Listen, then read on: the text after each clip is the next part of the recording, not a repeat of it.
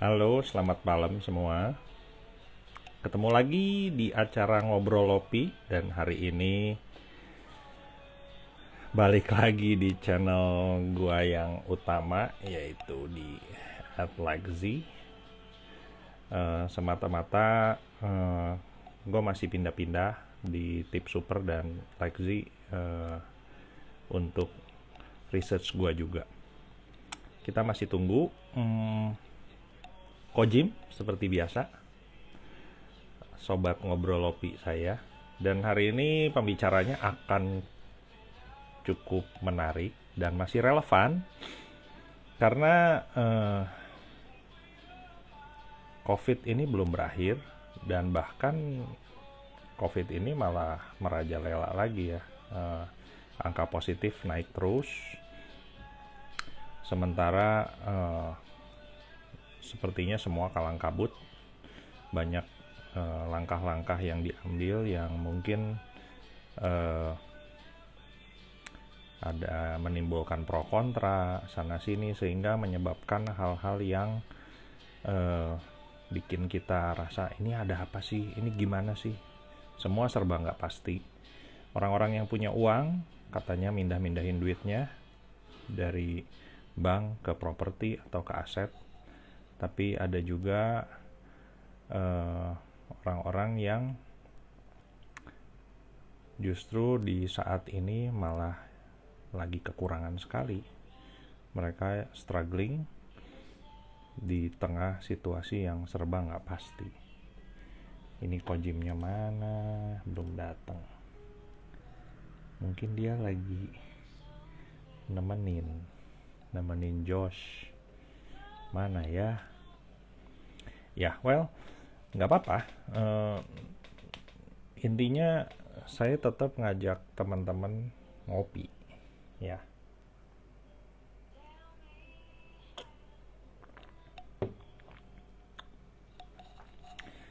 Ya, intinya sih sebetulnya segala sesuatu ini menjadi serba nggak pasti. Banyak hal-hal yang di luar dugaan terjadi. Ada yang pikir COVID ini sudah terkendali, tapi ternyata malah memburuk.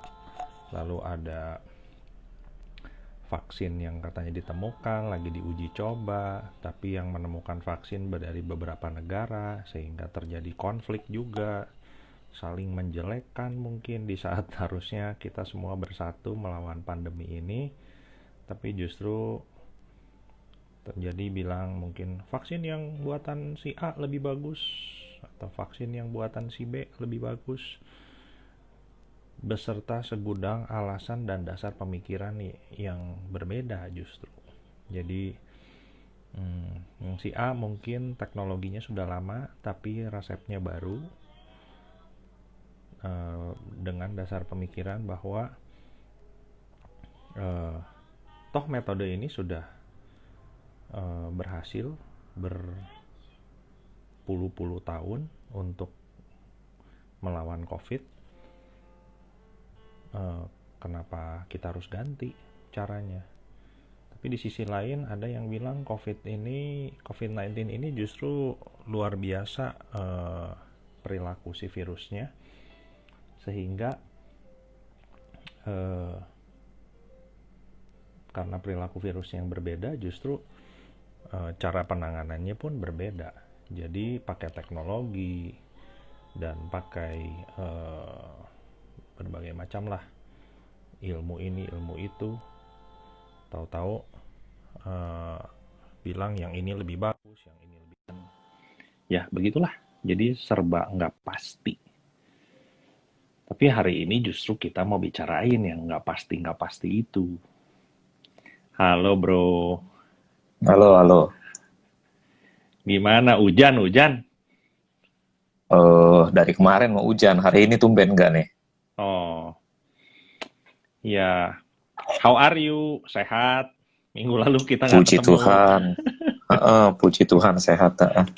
Gimana lu Iya, sehat nggak? sehat semua. Ah, Walaupun katanya Jabar sekarang udah klasemen nomor 2 ya, tapi ya puji Tuhan lah, kita masih sehat juga di sini, berusaha aja melakukan yang terbaik, segala protokol. Mm-mm. Iya, iya, iya. Udah makan, bro? Udah, Udah ya. sip. Soalnya Semua udah kan, beres dulu. soalnya kan rumus lu jam 7 harus udah beres makan. Betul nggak? Kan Karena rumusnya. kalau di atas jam 7, tubuh udah nggak mengelola dengan baik. Hmm, itu Tapi ya gue juga nggak apa? nggak itu ilmu yang resminya.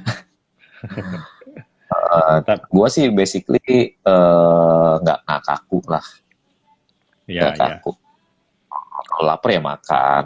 Cuma ya, ya kira-kira lah ya. Jangan berlebihan intinya ya apa-apa juga.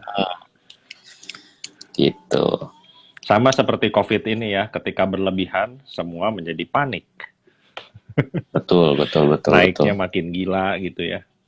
Tadi gue udah Mm-mm. intro bahwa Ya, di saat kita berpikir COVID ini udah mulai terkendali, kurvanya kayaknya bakal begini, ternyata harus PSBB lagi. mm-mm, mm-mm, mm-mm. Makanya gue mau ajakin ngobrol sikap gratisan melawan ketidakpastian, menghadapi ketidakpastian. Nah, Ah, itu seru tuh. ya, ya. Tapi kita bahas ketidakpastiannya dulu ya. Mm-mm.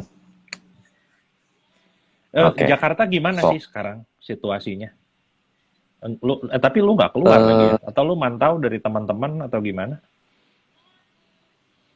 kayaknya sih di Jakarta mah gini kan, gua kan daerahnya perbatasan ya. Ya, Gua kan daerah perbatasan. Jadi lu masuk daerah gue Jabar ini masuk, sama maki gue masih masuk uh, Jabar. cuma gue lebih dekat ke Jakarta. Basically sih sebenarnya karena di Hmm, perbatasan ya. Tol aja sih ke Jakarta cuma 5 menit udah masuk Jakarta. Ke Tangerang cuma ya. 3 menit gitu. Hmm. Jadi cuma kalau daerah gua sih ya, mau yang wilayah yang ke Jakarta atau wilayah yang ke Tangerang mah sama aja. Rame mah rame Yang aja kayak biasa. tertib-tertib, yang kagak-kagak gitu ya. Iya, paling begitu doang gitu. Ya, gue Jadi ngeri juga sih. Kalau yang di Bandung sih, eh, praktis ya, begitu kita bersentuhan sama golongan teman-teman yang memang mencari nafkahnya harian, itu menurut gua sih mereka udah cuek aja gitu. Kelihatannya sih begitu. Jadi kayak daerah misalnya kalau malam-malam gua lewat daerah Jamika, lu tahu dong Jamika? Itu kan ya, biasa suka kalau malam-malam pasar kaget dong. mm-mm. Nah, itu pembeli-pembelinya mungkin ada yang masih pakai masker, tapi penjualnya gue lihat yang pakai masker tinggal paling 10% lah. Ya, Iya. memang sih gua bingung juga gitu ya. Terus belum lagi itu ya sekarang yang viral si Odading Mang Oleh itu sampai antriannya Mm. gila-gilaan. Gue udah bingung itu protokol kesehatannya mau gimana gitu. Tapi Iya, iya. ya ternyata lebih penting viral di satu sisi gitu. Sebab ini situasinya serba salah sih, like Serba situasinya nggak gue lihat pasti, serba ya. salah. Serba nggak pasti Jadi itu. lu kalau di rumah lu terhindar dari COVID, ya walaupun belum tentu gitu ya, bisa Iya, bisa aja potensi tertular juga ada. iya, Lu keluar dari lu tapi lu tinggal di rumah, lu juga ini apa namanya nggak makan gitu, nggak ada penghasilan, iya, ya kan serba salah. Lu keluar rumah ada penghasilan, mm-mm, tapi lu betul. keluar rumah potensi terinfeksi COVID-19 juga. Iya, Jadi ya serba salah sih sekarang situasinya. Lu mesti pilih yang mana gitu. iya, betul. Mm-mm. Malah sampai kemarin itu yang lagi sekarang terkenal kan si Mang Ade Londok itu kan. Kemarin gue Mm-mm. sempet lihat videonya yang dia dengan tutur bahasanya dia sendiri, gayanya dia bilang, lu bangun lu, daripada gue lihat tuh nih orang-orang yang di depan ini walaupun kagak sadar-sadar, kagak pakai masker, tapi gue lebih menghargai mereka katanya, karena mereka cari duit dibanding lu malas-malasan di rumah katanya, tidur aja lu katanya. duit minta dari orang tua, katanya dia marah-marahin orang. Ya, makanya sekarang situasinya serba salah sih. Iya. Eh, kedua belah pihak kan Mm-mm. ada alasan. Cuma ya memang akhirnya yang mana yang menjadi hal yang paling mendesak dan yang mana yang kemudian menjadi prioritas. Iya. Itu sih sekarang permasalahannya. Gitu. Ya, kita Kalau dihadapkan misalnya, sama satu situasi yang namanya tadi ketidakpastian. Ketidakpastiannya pun, jadi kalau bermain kata-kata tuh itu ya, ada satu yang pasti yaitu ketidakpastian sekarang tuh. iya, iya, iya, iya, iya sekarang Iya. semua situasinya jadi nggak pasti. Nah, makanya gue sih pikir ada baiknya lah kita bicara, karena kan kalau lu kan rohaniwan gitu ya, gua orang awam tapi aktivis gereja, kita kan mungkin perspektifnya dari orang Kristen, tapi kalau gua sih pikir kita dari perspektif umum aja, pada sebenarnya kita harus mengembangkan sikap seperti apa, karena kan eh, kalau kita bicaranya iman nanti ya gampang gitu ya. Udah kita serahkan semua pada Tuhan, Tuhan yang berkehendak, Tuhan yang maha kuasa apa. Ya itu sih gampang gitu. Semua agama akan bilang hal yang sama. Semua rohaniwan, semua aktivis-aktivis keagamaan akan bilang hal yang sama. Tapi kan life Hmm, goes on gitu. Kita kan menemukan segala sesuatu di lapangan sehari-hari kan nggak bisa yang sering kita bahas lah, kita berdua kan nggak bisa kita berdoa terus tiba-tiba duit turun dari langit, kan nggak mungkin. iya, Terus kita iya, berdoa iya, terus di meja makan buat istri anak keluar makanan tiba-tiba gitu, kan nggak mungkin gitu. Nah terus sikap betul. kita tuh apa gitu kan, ini kita udah bahas beberapa kali tapi menurut gua masih relevan untuk kita diskusiin malam ini gitu. Iya. Mm, mm, mm. Iya, Catatan kalau gue apa sih yang basically, catatan apa yang udah. basically, iya, kalau gue ngelihatnya lebih ke arah gini sih, Lek. Ya. Eh, kita tidak bisa melakukan sesuatu tanpa iman. Iman memang akhirnya melandasi segala sesuatu, gitu ya. Iya, Iman ini buat gue sesuatu yang eh, dimiliki oleh semua orang, betul. apapun agama dan keyakinannya, semua orang beriman. Hanya masalahnya kan siapa yang menjadi subjek imannya, kan begitu. Ya, Misalnya contoh, kita percaya bahwa Tuhanlah yang menciptakan manusia. Tapi ya. kaum ateis yang tidak percaya pada Tuhan mengatakan manusia terjadi dari Big Bang Theory dan dari evolusi. evolusi, apa dari unsur makhluk hidup yang lebih kecil misalnya begitu. Iya, Eh, kita nggak bisa bilang mereka tidak beriman, ya kan? Kita iya, nggak bisa bilang mereka tidak beriman. Mereka beriman pada sesuatu yang tidak kita imani, gitu aja, iya, ya kan? Jadi basically sih semua orang akan beriman. Tapi kembali kalau dari perspektif gua ngelihatnya, iman itu sifatnya supranatural, iya, di mana di dalamnya juga secara natural rasio ikut ambil bagian. Jadi iman itu buat gua nggak irasional, iman gua itu buat gua supra-rasional. Nah, yang gua maksud dengan irasional begini misalnya, banyak orang yang berkata, aduh tenang aja, COVID-19 ini akan segera berlalu. Kita percaya COVID-19 akan segera berlalu, gitu ya. Tuhan berkuasa gitu untuk membuat COVID-19 ini berlalu. Itu apa maksud gua? Gini loh ya. Secara rasional Tuhan berkuasa untuk membuat semua sakit penyakit berlalu, iya, gitu kan? iya, Tapi permasalahannya adalah apakah dia mau melakukan hal itu, iya, ya kan? Apakah dia mau melakukan hal itu? Karena Allah mampu dan Allah mau itu dua hal yang berbeda. Allah selalu betul. mampu, masalahnya Allah mau nggak, gitu Iya, kan? iya, Nah, buat statement seperti ini terkesan bukannya suprarasional tetapi irasional. Kenapa irasional? Karena kalau kita melihat sejarah begitu ya, kalau kita melihat sejarah, kita akan mendapati bahwa sebetulnya virus flu ini tidak pernah berlalu, Itu loh. Virus flu tidak pernah berlalu. Iya, Virus flu eh, ketika dia muncul, dia hadir, dia tetap bersama dengan kita sampai hari ini. iya, Bahkan betul. sebetulnya ini boleh dicek and recheck, kalau saya salah saya minta maaf begitu ya. Eh, Virus flu itu apapun ya, itu belum ada obatnya. Virus Betul, flu belum udah ada banyak obatnya. kok itu. Iya, yang diobatin itu baru apa ya? Baru simptomnya. Jadi yang Gejala. diobati itu Iya, meriangnya, menggigilnya, bebangkisnya, hacu-hacu, itu yang di apa namanya? Itu yang diobatin begitu. Tapi virus flu-nya sendiri sih nggak, belum ada obatnya. Ya paling kita dikasih imunisasi anti flu ya begitu. Tapi itu juga bukan obat, itu kan imunisasi. Jadi daya tahan tubuh kita yang kemudian melawan si virus flu ini. iya, SARS belum ada obatnya, MERS belum ada obatnya, ya. Bagaimana mungkin anakannya yaitu COVID-19 ada obatnya, eh, gitu.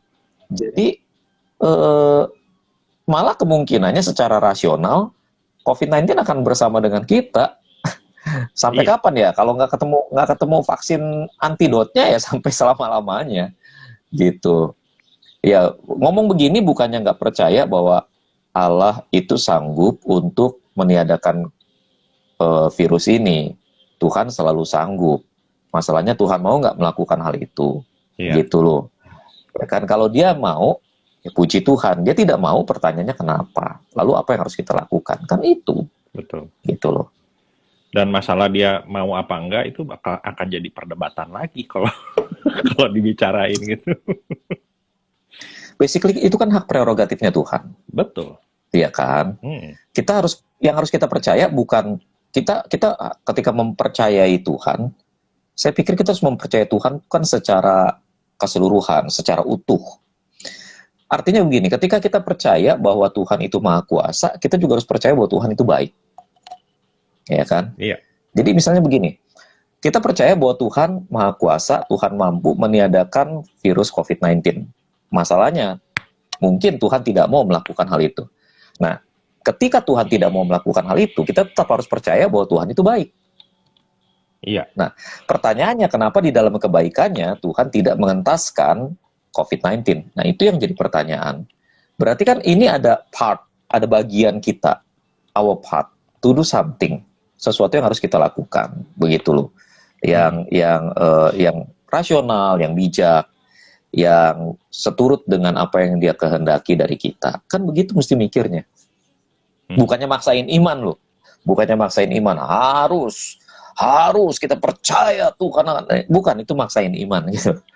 Gitu. Itu ya, tapi itu pribadi ya, terserah. Kalau ada orang yang mau begitu ya monggo-monggo aja. Tapi saya enggak gitu. Kalau gitu, kalau gue sih ngerasanya kalau gitu bukan memaksakan iman. Kalau buat gue ya orang awam, gue bilangnya apa tuh nggak? Itu artinya lu maksa-maksa Tuhan, Nah, iya, nyuruh-nyuruh gitu. iya, iya, iya, iya. Emangnya Tuhan pembantu lu gitu. Iya. Seolah-olah iman itu jadi apa ya? Jadi semacam apa ya? Alat Alat kita untuk untuk memaksa Tuhan. Tuhan. Sehingga kemudian sebetulnya kalau kita mempraktekkan iman dengan cara ini, kita sebetulnya sedang bersikap kurang ajar kepada Tuhan. Karena kita memposisikan diri sebagai orang yang sejajar dengan dia. Pihak yang sejajar dengan dia, kita sederajat, sehingga saya bisa paksa Tuhan gitu. Saya Iya, pikir ini bukan iman, ini bentuk kekurang ajaran rohani. Tapi ya, sekali lagi itu pribadi, monggo-monggo aja. Gitu. Saya percaya Tuhan itu baik, dan saya menjalani kehidupan saya yang serba sulit ini dengan iman. Begitu. Dengan beriman pada kebaikannya, beriman pada kemahatauannya, beriman kepada kebijaksanaannya di dalam mengatur segala sesuatu di dunia ini. Itu yang saya imani. Saya tidak kekurangan percaya. Bahkan sebetulnya gini, sebetulnya mengatakan bahwa Tuhan itu mampu untuk meniadakan perang, untuk meniadakan kelaparan, untuk meniadakan sakit penyakit, untuk meniadakan pandemi, itu sebenarnya tidak perlu iman. Itu hanya dibutuhkan pengetahuan umum, sebuah kesepakatan umum bahwa memang Tuhan memang di dalam kemahakuasaannya mampu melakukan itu. Itu iya, sebuah fakta gitu. Maksudnya itu sebuah fakta yang cukup kita ketahui. Itu aja sih. iya. Sebelum kita lanjut, kita nyapa dulu nih yang udah pada mampir. Iya, Tuh, iya, iya. kok perempuan semua, bro? Eh, Ada nih Pak Tony, Oh, iya, iya, ada iya. Susan. Susan ini teman dari Sumatera, Oh, ya. ya. Eh, Halo. Ya pokoknya ini kebanyakan sih saya kenal ini. Pak Surjasa tuh cowok tuh Pak Surjasa. Oh, iya, iya. Itu juga dari Sumatera. Iya, Gitu. aku nggak tahu, cuman sejak tadi aku share di story bahwa kita ngobrol lagi hari ini tuh teman-teman yang di Indonesia Timur tuh udah nanyain jam berapa WIB ya. Nggak tahu nih, mereka nongol nggak? Belum, belum, Ya, belum ya. kelihatan. Semoga. Karena gini, keuntungannya kalau ikut acara kita sekarang bisa langsung bertanya ketika ada pertanyaan-pertanyaan Iya, yang mungkin sedang digumuli. Jadi bisa iya. langsung bertanya. Kalau kalau ngikutin acara siaran ulangnya, ya nggak sempat bertanya begitu. Pertanyaannya via Kecuali japri DM. pribadi.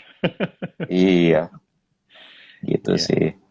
Kalau bicara soal ketidakpastian, gua sih kalau pengalaman pribadi, gua sih rasanya eh, sangat menikmati bagaimana proses yang Tuhan izinkan, yang Tuhan suruh gua lalui eh,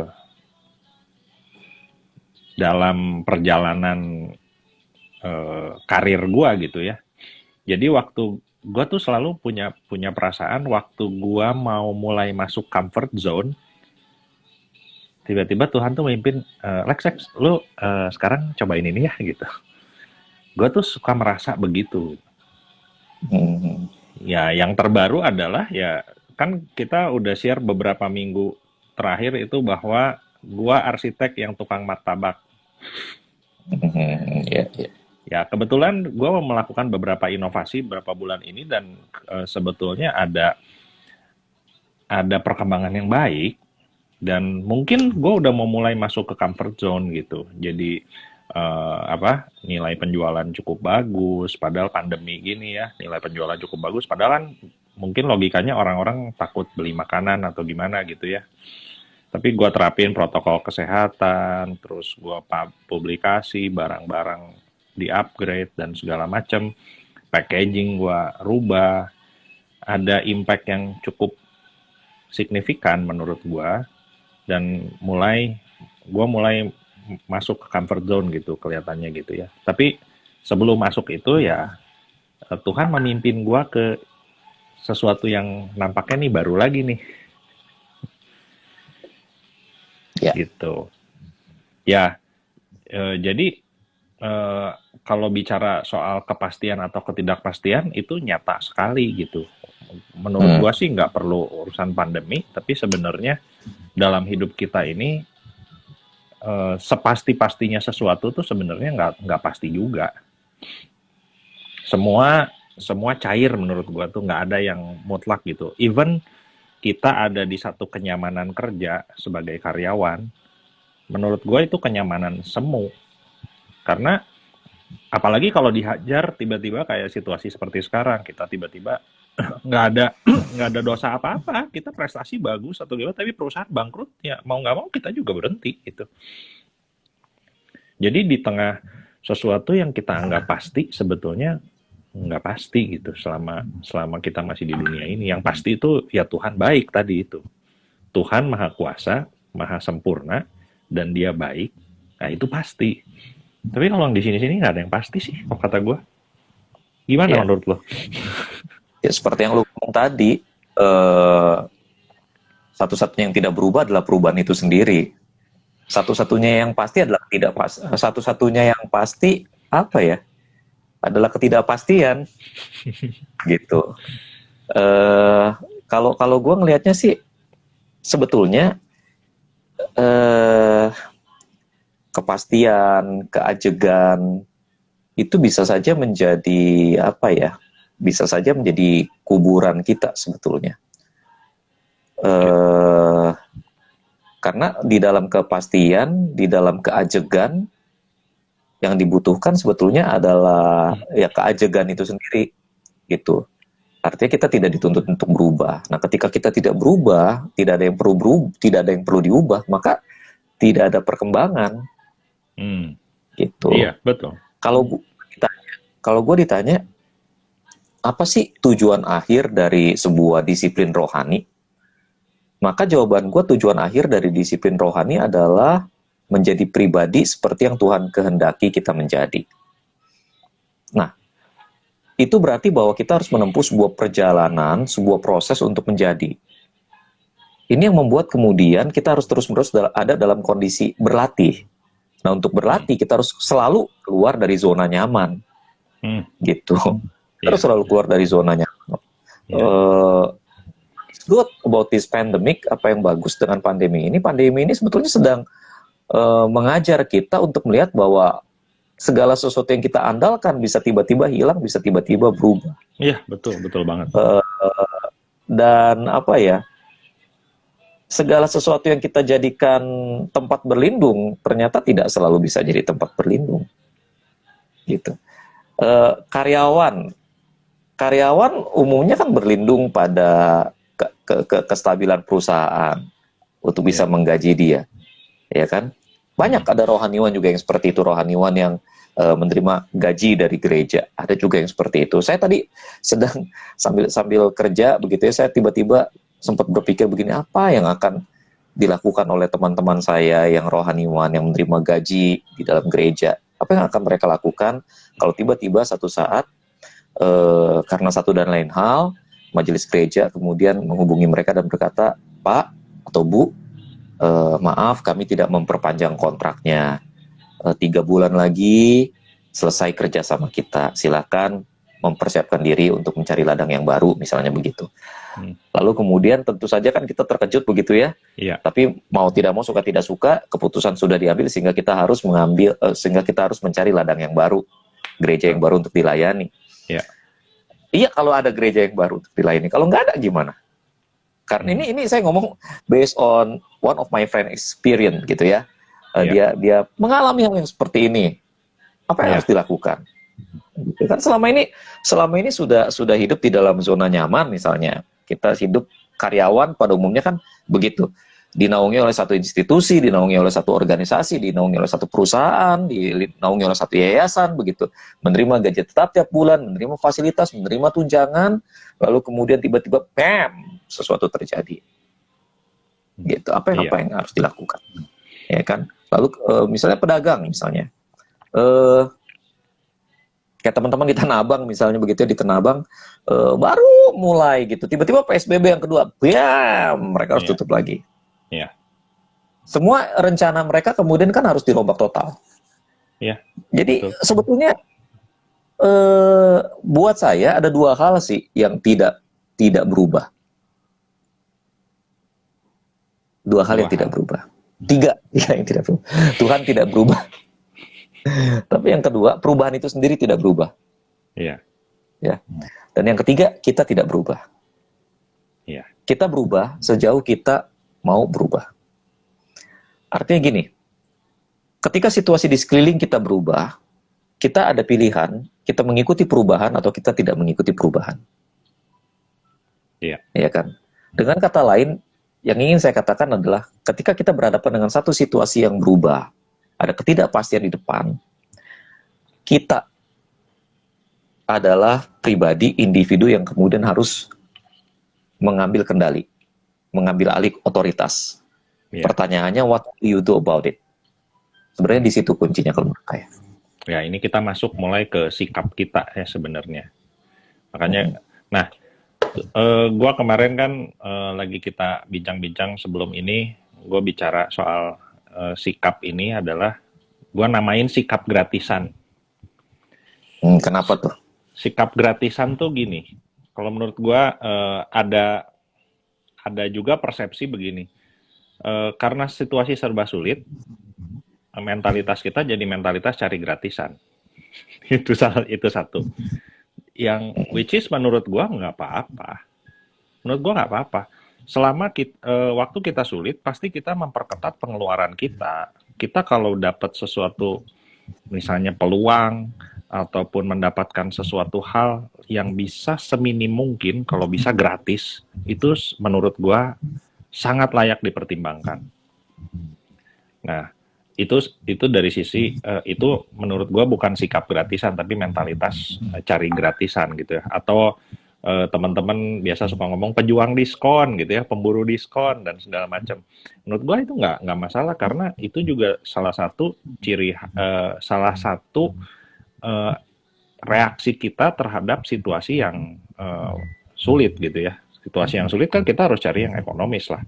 Tapi maksud gue sikap gratisan sendiri adalah sikap kita itu kan sebetulnya tadi lu juga bilang sikap atau keputusan itu adalah di tangan kita. Kita yang punya otoritas mutusin apa yang kita mau berubah, ngikutin zaman, kita mau beradaptasi sama situasi atau gimana, itu dari kita. Jadi kalau keputusan kita kan kita nggak perlu bayar orang gitu kan, betul nggak? Nah menurut gua itu sikap gratisan. Tapi nggak tahu nih kalau lu sendiri gimana. Menurut gua Kalau gue sikap ngelihatnya sih gaya kembali juang ke gitu. ini ya, ketika kita berhadapan dengan apa namanya, dengan situasi yang begini loh, kita nggak bisa ngelihat ini sebagai sebuah apa ya, kita nggak bisa ngelihat situasi ini sebagai sebuah perubahan belaka, nggak bisa. Perubahan ini terjadi dan perubahan ini mengandung konsekuensi-konsekuensi tertentu. Misalnya, karena ada pandemi, maka semua gereja terpaksa menghentikan, semua gereja terpaksa harus mereka ulang biaya yang harus mereka keluarkan. Betul. Dan ini kemudian berimbas pada keputusan untuk tidak menggunakan pengkhotbah tamu. Sebagai orang yang selalu jadi pengkhotbah tamu, maka saya juga terkena imbasnya, sehingga kemudian semua pelayanan sampai akhir tahun dihentikan. Nah, ini berimbas. Ada konsekuensi ekonomi, di dalam situasi seperti ini, baik bagi pihak gereja maupun bagi pihak saya. Perusahaan juga kan begitu. Betul. Di tengah-tengah situasi seperti ini, di mana omset nggak tercapai, biaya produksi juga tetap harus di cover, begitu ya. Akhirnya kan pengusaha harus memutuskan merumahkan karyawan atau mempertahankan karyawan. Iya. Nah, kalau kemudian keputusannya adalah kalau kemudian kondisi ekonominya memaksa mereka merumahkan karyawan, akhirnya terpaksa karyawan dirumahkan.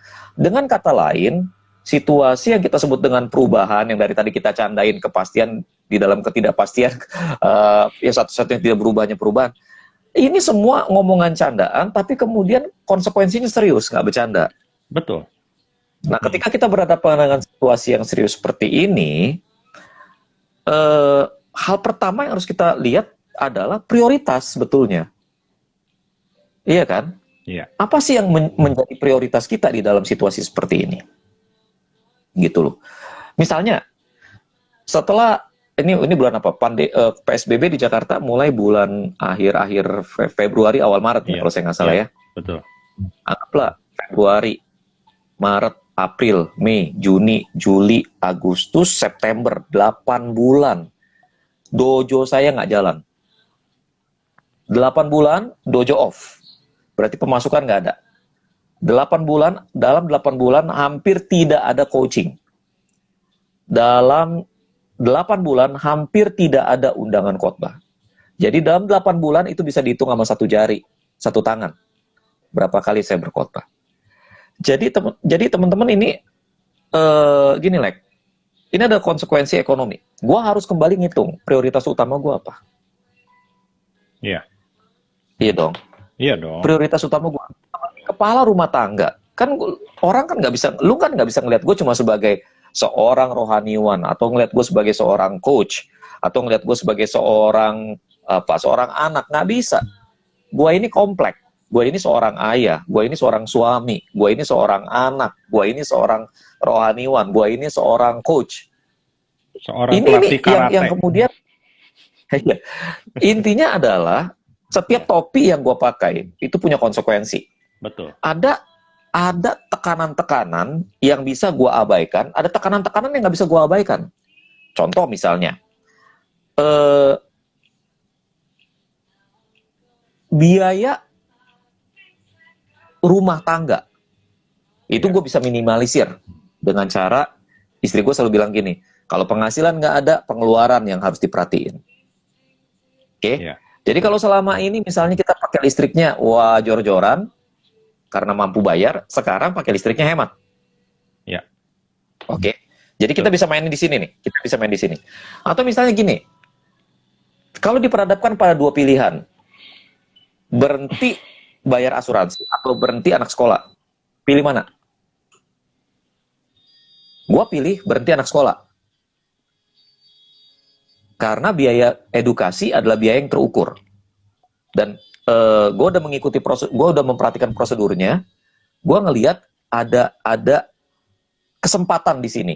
Kalau anak gue nggak sekolah secara formal, anak gue masih tetap bisa mendapatkan edukasi yang baik. Ya. Gimana caranya? Itu gue udah pelajari. Tapi sakit, ini adalah biaya yang tidak terukur. Dan nggak ada pengganti, kecuali pergi ke rumah sakit. Maka kalau gue disuruh memilih, apakah gue harus menghentikan biaya pendidikan, biaya sekolah anak, atau menghentikan biaya asuransi, gue pasti pilih sekolah anak, gitu loh. Oke? Sekolah anak. Nah, listrik gue bisa mainin, perut nggak bisa dimainin. Iya. Iya kan? Perut nggak bisa dimainin. Perut nggak kenyang, otak nggak jalan. Betul. Anak istri tetap harus makan. Kehidupan tetap harus berjalan semaksimal mungkin, sebaik yang kita bisa. Ya. Nah, kalau udah kayak begini, apa yang harus dilakukan? Gue sebagai kepala rumah tangga, gue harus ngapain? Kemarin ada teman yang cari segala macam kan pasti. Ada teman-teman yang kemudian merasa, lu kok rohaniwan begini? Gue sampai bilang begini, oke, gue ada bisnis, gue coba lakukan sesuatu, gue coba berbisnis, gue bantu bisnis istri gue, gitu ya. Nah, tapi kalau misalnya tidak menghasilkan, jangan kaget kalau kamu nanti ngelihat Kojimi jadi Gojek atau jadi Grab driver. Lu jangan kaget. Karena, loh kok rohaniwan begitu? No. Saya sebagai rohaniwan bertanggung jawab. Jangan menghakimi dari apa yang saya lakukan semata, tetapi hakimi dari apa yang Alkitab katakan. Karena basically, kalau disuruh memilih prioritas antara keluarga atau kebenaran firman Tuhan, saya lebih pilih kebenaran firman Tuhan dan mengorbankan keluarga. Dengan kata lain, ini dulu, baru yang ini. Tapi masalahnya ketika ini tidak menolak, ini tidak melarang, berarti saya bisa melakukan apa yang menurut saya baik buat keluarga saya dong. Iya dong. Termasuk, DP nge-grab. Atau mikul karung beras yang biasa lu suka sebut. Iya, gue suka bilang begitu. Gue udah siap. Mental gue udah siap nih sekarang. Kalau gue terpaksa harus mikul karung beras, lu kan teman sharing gue, lu tahu gue. Lu tahu sampai se-ekstrim apa gue siap, gitu loh. Sampai se-ekstrim apa gue udah siap. Gue bukan cuma ngomong, gue udah hubungin teman-teman gue yang di Indonesia Timur, yang di Sumatera, gue udah hubungin nih. Gue udah siap. Gue sampai bilang sama teman gue, lu suruh gue jaga itu kebun, itu kebun sawit. Gue jagain, gue bilang. Ya kan? Maksud gue, se-ekstrim itu gitu. Karena apa? Karena situasi khusus menuntut tindakan khusus. Gitu loh. Ya kan? Buat gue sih, kalau misalnya kembali ke masalah gratisan tadi, kalau misalnya, ya memang udah gue jalanin, kalau misalnya ada diskon gitu ya, misalnya disuruh milih, gue pergi nih sama istri gue, pergi belanja buat kebutuhan sehari-hari. Yang kami cari yang diskon dulu. Iya. Yang kami cari yang diskon dulu, gitu loh. Jadi misalnya susu yang lagi diskon, kita beli susu yang lagi diskon. Bumbu-bumbu dapur yang lagi diskon, kita beli yang lagi diskon. Pokoknya kita beli yang lagi diskon. Kalau misalnya lebih murah berapa? Misalnya kita lihat di Toserba harganya sekian, di online harganya sekian, online bisa lebih mahal daripada yang di Toserba, kita beli yang di Toserba. Tapi kalau yang di Toserba ternyata lebih mahal daripada yang di online, kita pilih yang di online, begitu loh. Apalagi kalau di online-nya bisa pakai diskon. Bahkan bisa sampai ngirim dokumen. Sekarang iya, kita sampai ngirim dokumen, kita nanya dulu, bisa pakai imani yang begini nggak? Bisa pakai ini nggak? Yang mana yang diskon? Kita lihat gitu dulu. Dan nggak perlu malu buat itu, karena prioritasnya sebetulnya bukan jaga diri, prioritasnya adalah bertahan hidup. Kalau gua, itu sih. Ya, tapi kaitannya tadi. Jadi kalau kita mau berjuang, mau apa, menurut gua ya itu sikap itu gratis. Karena kita nggak perlu bayar untuk memutuskan gua pengen fight gitu kan. Bener nggak? Betul, betul, betul. Gitu. Nih si Febri bilang percobaan pensiun. Iya, percobaan pensiun. Tapi masalahnya gini, ke pensiun juga perlu duit. Lo kalau sebelum pensiun lo mesti pastiin bahwa asuransi lo oke, karena kalau lo udah tua, sakit-sakitan begitu ya, lo butuh biaya pengobatan yang baik. Yang kedua, lo harus pastiin bahwa lo punya cukup dana untuk pensiun gitu. Mungkin suatu saat kita bisa bahas begitu, berapa sih dana yang dibutuhkan sebetulnya untuk pensiun. Ada hitungan matematiknya, dana yang dibutuhkan buat pensiun gitu. Tapi basically intinya tetap intinya adalah gini loh, Feb. Ginian, intinya tetap adalah lu mesti ada kalkulasi keuangan yang tepat, dan lu nggak bisa tepat, maksudnya lu ada kalkulasi keuangan yang baik, dan lu ada apa ya, ada upaya yang jelas untuk memastikan bahwa semuanya tercukupi. Dan itu mentalitas seperti itu yang harus dimulai dari sekarang. Iya. Gitu. Ada yang menarik, beberapa waktu yang lalu gue kenal satu keluarga ya, satu temen yang memang sudah sangat insurance minded gitu ya. Terus yang bikin surprise gue ada pola pikir begini, bahwa orang tuanya teman gue ini kan umurnya pasti udah sulit gitu ya, maksudnya udah sangat mahal kalau masuk asuransi kan. Dia mau beli asuransi rumah sakit juga mungkin udah nggak ada yang mau terima, mau beli asuransi apa penyakit kritis juga dia mungkin medical check up-nya panjang listnya gitu ya. Akhirnya dia punya pemikiran begini loh, menurut gue menarik juga. Udah deh gini, gue beli asuransi jiwa aja. Kalau asuransi jiwa kan relatif hitungannya nggak terlalu mahal kan. Gini ya, gue beli asuransi jiwa 1 miliar misalnya. Nih, sok beliin. Nanti kalau gue sampai sakit, masuk rumah sakit segala macam, tolong lu bayarin. Nanti kalau gue mati, tuh duitnya buat lu, kata gantiin.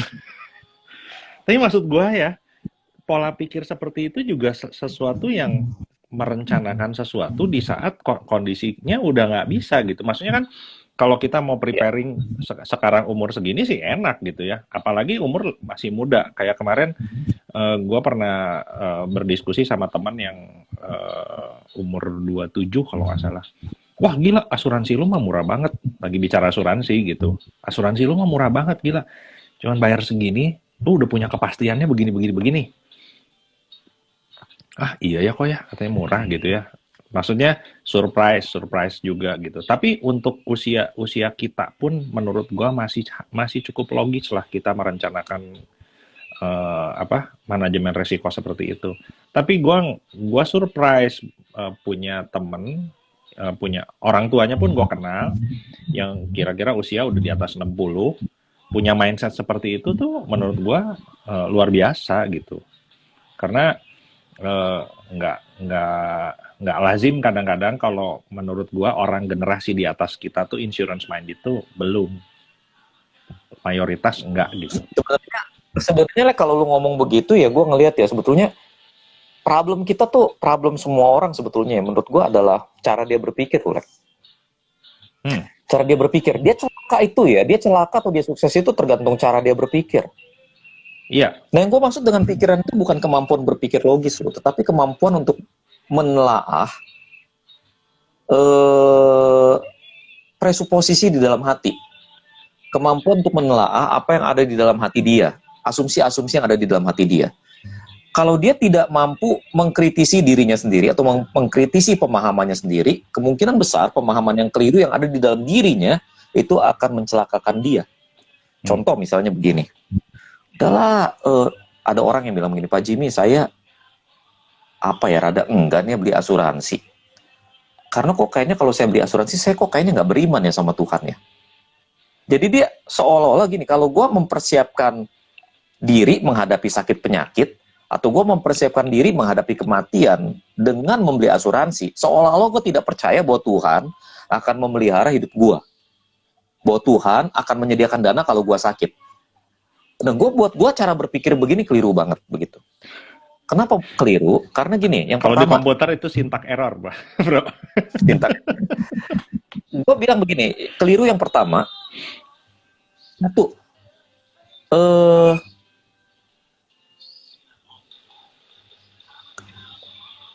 asuransi itu bukan masalah iman.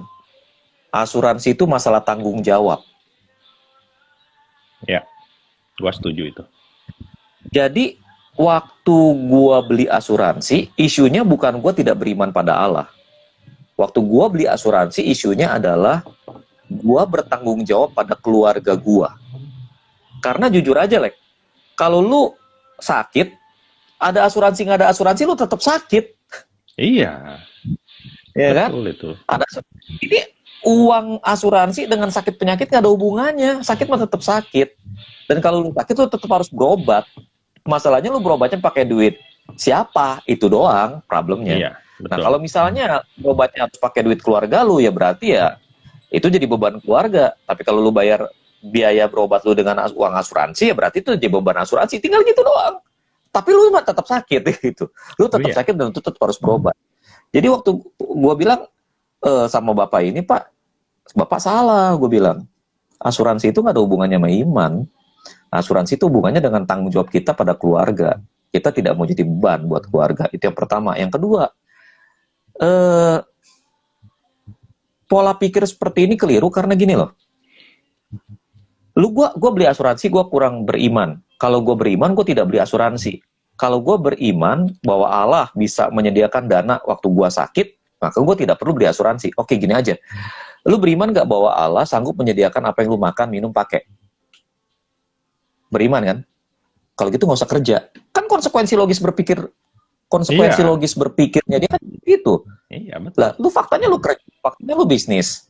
Lu entah lu mau disebutnya pelayanan kayak, tapi lu terima gaji dari pelayanan itu, atau lu terima fee dari pelayanan itu, ya tetap lu namanya kerja. Dan Tuhan pakai pekerjaan ini untuk menyediakan kebutuhan lu. That's it. Iya. Selama ini kan orang nggak pernah mempertentangkan iman dengan kerja. Kenapa harus mempertentangkan iman dengan asuransi? Padahal idea di balik itu semuanya sama gitu. Iya. Ya kan? Kenapa percaya bahwa Tuhan memakai asuransi untuk membiayai kebutuhan yang sakit kita? Sambil kita juga bertanggung jawab. Tuhan bisa pakai asuransi, Tuhan bisa pakai cara yang lain sih. Karena ada teman gua yang sakit, dia dibiayai oleh keluarganya. Tuhan menyediakan dana melalui keluarganya, sehingga keluarganya bisa membiayai dia sakit, bisa membiayai berobatnya. Itu juga cara Tuhan. Tapi Iya. kan itu jadi beban buat keluarga dia, gitu loh. Betul. Maksud gua dengan punya asuransi, keluarganya bisa fokus pada hal yang lain, sementara dianya bisa Fokus pada pemulihan. fokus pada pemulihan, keluarganya bisa fokus pada melayani dia gitu loh. Itu aja gitu loh cara ngelihatnya. Nah, mindset semacam ini nih sebetulnya yang mencelakakan kita. Mindset yang keliru yang semacam ini mencelakakan kita. Itu yang gue khawatir. Kayak misalnya situasi tidak pasti kayak gini.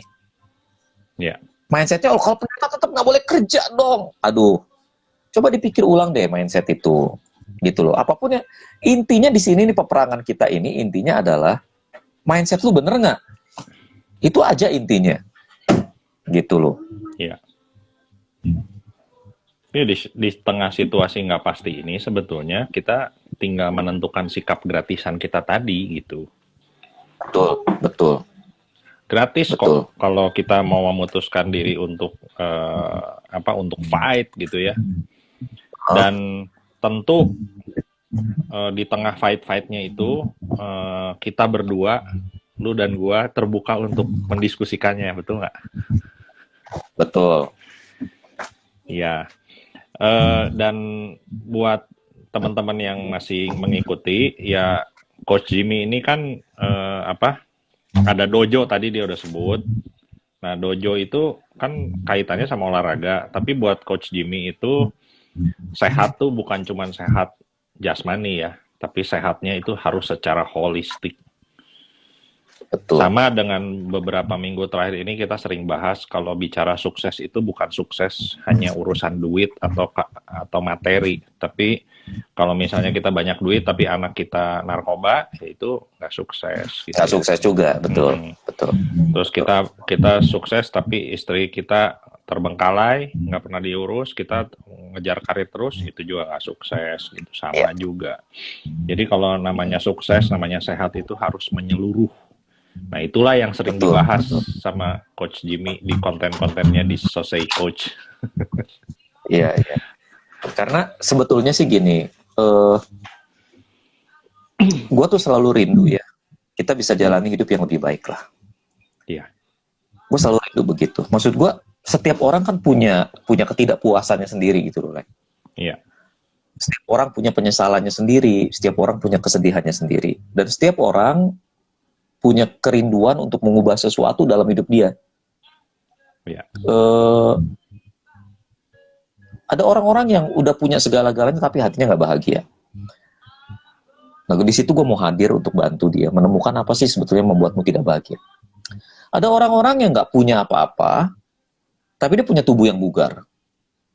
Nah, gue di situ gue mau hadir untuk membantu dia, menolong dia punya punya punya karir yang lebih bagus, punya kualitas hidup yang lebih bagus. As simple as that gitu loh. Sesederhana itu. Jadi, nah kenapa kenapa ada dojo? Dojo ini latar belakangnya lebih ke arah apa ya? Dulu gua tuh apa ya, anak SMP yang ngeblangsak lah gitu istilahnya orang Jakarta begitu. Biasa anak SMP mah kan galau-galau kumaha begitu ya. iya, Lalu kemudian gua ketemu dengan seorang pendeta yang bukan hanya memberitakan Injil buat gua, bukan hanya mengajar gua secara spiritual, tapi juga ngumpulin guanya tuh pakai karate gitu. mm-mm, Jadi di situ kita berlatih eh, Senin Selasa Rebo, Senin Selasa Rebo Kemis, Senin Selasa Rebo Kemis enggak, Jumat Sabtu enggak. Jadi 4 hari ya, 4 hari dalam seminggu kita latihan. Itu selama 2 tahun begitu. Kita makan di gereja, kita tidur di gereja begitu, tapi malamnya latihan bela diri begitu. Nah, latihan bela dirinya sendiri kan tujuannya untuk preserve life, untuk asumsinya dengan kerasnya latihan kita melihat sejatinya kita gitu. Bukan ngajarin kekerasan, karena gue sampai hari ini gue tidak pernah melakukan kekerasan pada orang lain. iya, iya, Orang melakukan kekerasan pada gue dan gue punya kendali diri yang luar biasa untuk tidak membalas gitu loh. Dari mana kendali diri itu ya tentu karena pertolongan Tuhan, tapi di saat yang bersamaan karena itulah esensi latihannya begitu. iya, Nah, jadi pengalaman ini sih yang pengen gue bawa kok ke di dalam Sosei Dojo.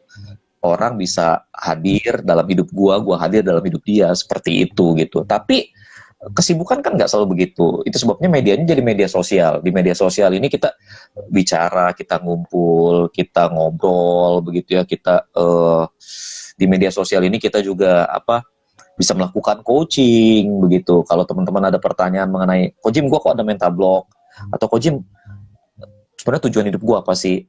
Bisa bantu gue menemukan itu gak? Itu sih sebetulnya yang pengen gue kerjain. Dan basically intinya adalah mindset. Mindset.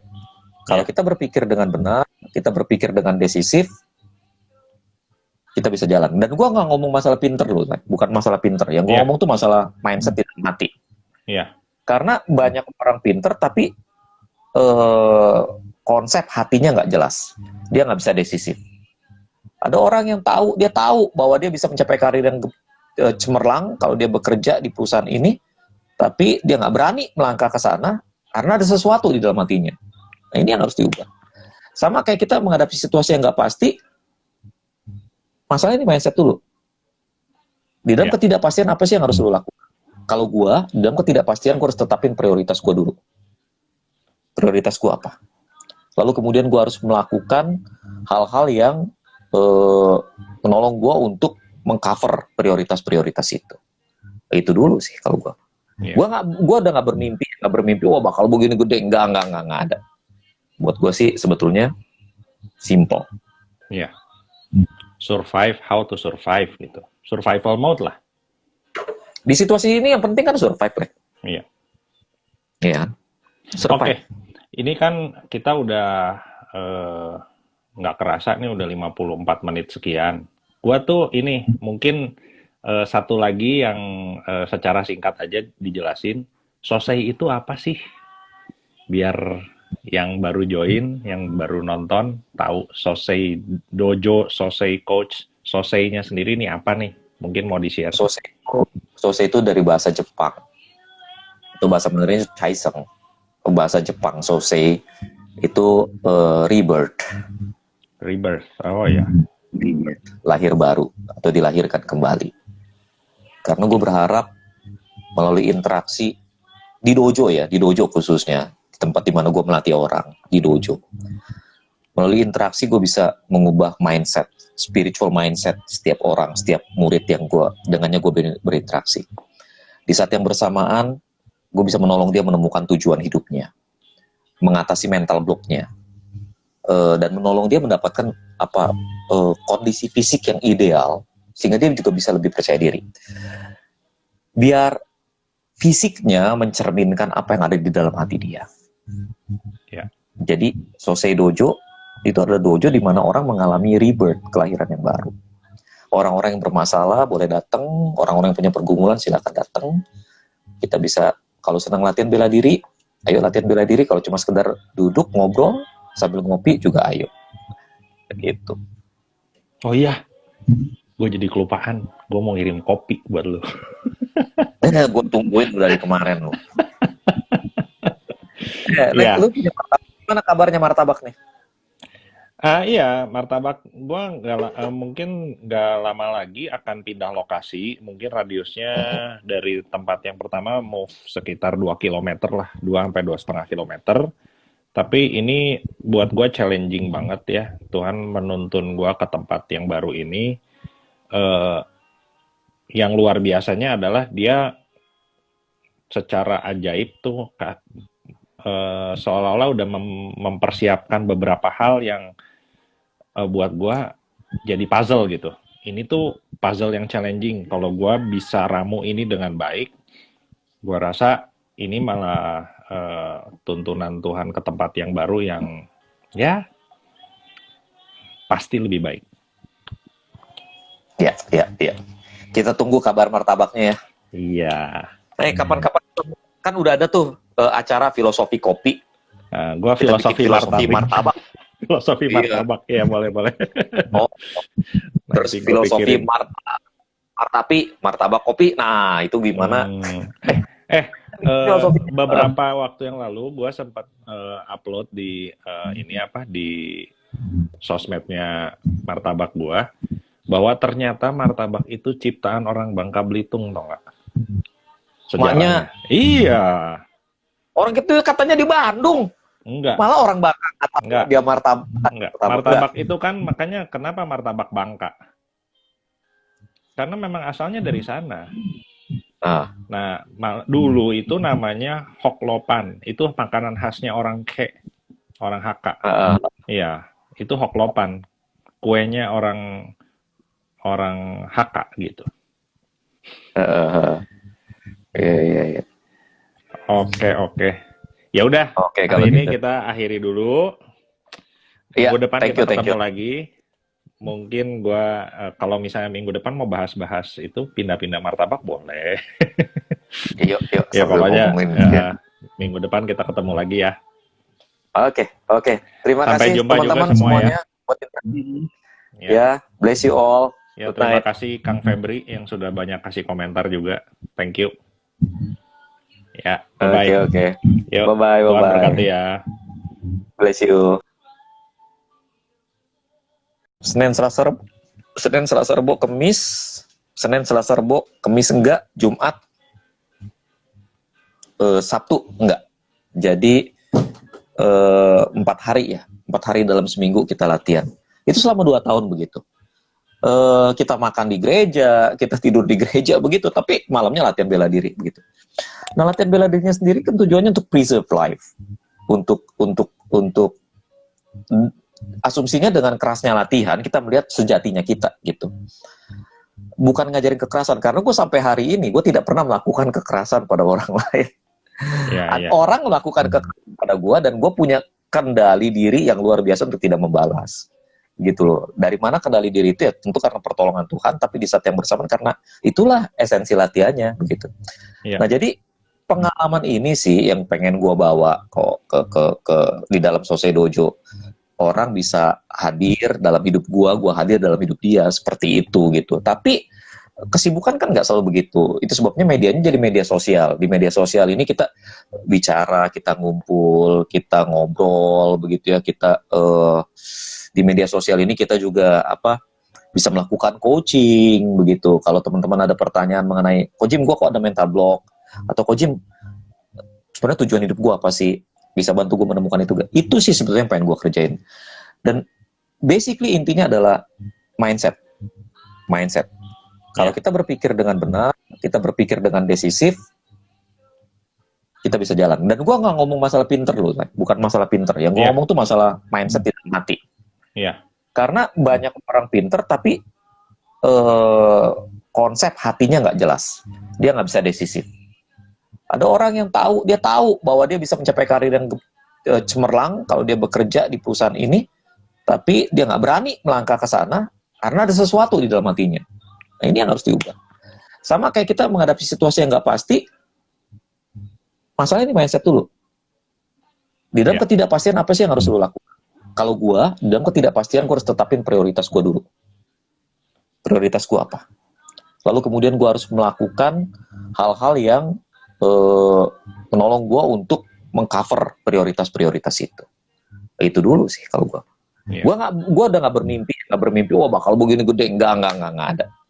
Buat gua sih sebetulnya simple. Iya.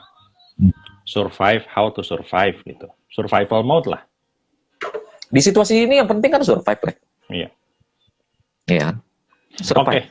Ini kan kita udah nggak kerasa nih udah 54 menit sekian. Gua tuh ini mungkin satu lagi yang secara singkat aja dijelasin.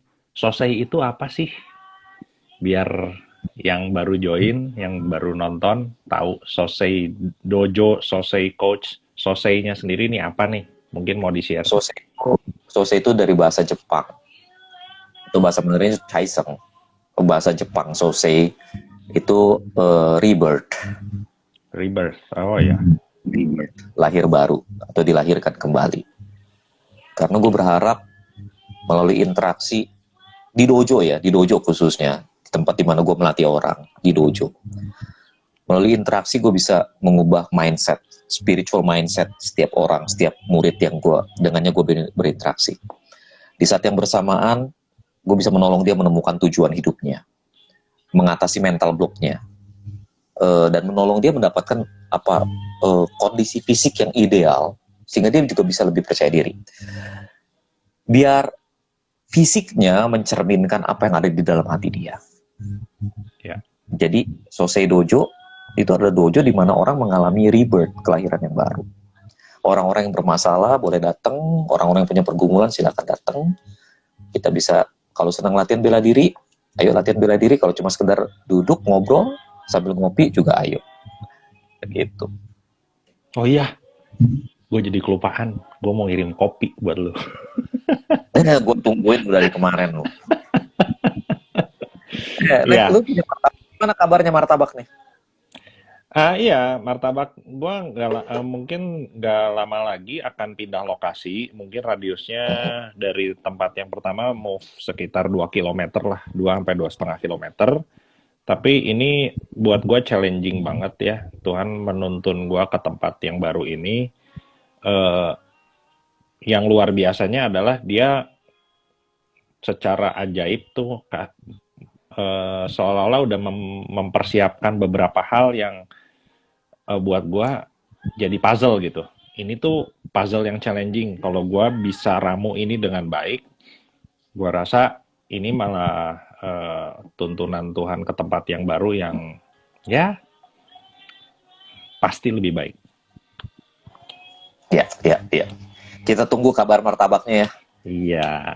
Kapan-kapan kan udah ada tuh acara filosofi kopi. Gue filosofi martabak. Filosofi martabak, iya. Ya boleh.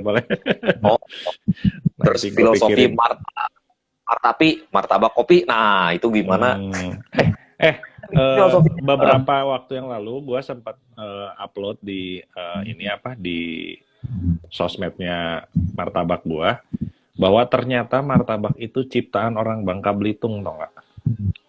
Sejarahnya. Iya. Orang itu katanya di Bandung. Enggak. Malah orang Bangka nggak Enggak, dia martabak. enggak. Martabak enggak? Martabak itu kan makanya kenapa martabak Bangka? Karena memang asalnya dari sana.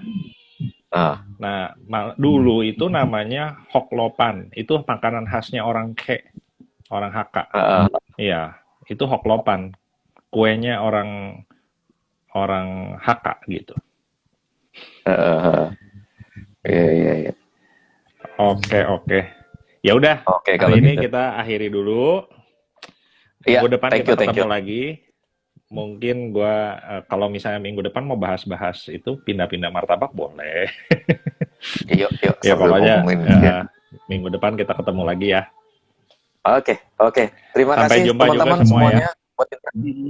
Ya, Ya, bless you all. ya Good terima night. kasih Kang Febri yang sudah banyak kasih komentar juga. Thank you. Ya, Oke, bye-bye. oke. Yuk, Bye-bye, Tuhan bye-bye. berkati ya. Bless you.